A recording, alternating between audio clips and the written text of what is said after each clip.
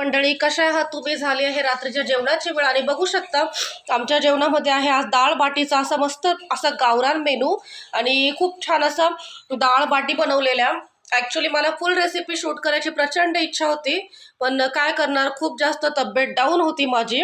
मग त्यासाठी मी कुठली रेसिपी शूट केलेली नाही आहे, पण डायरेक्ट जो मेनू बनवला आहे ते तुमच्याशी मी नक्की शेअर करते ॲज अ फॅमिली मेंबर म्हणून.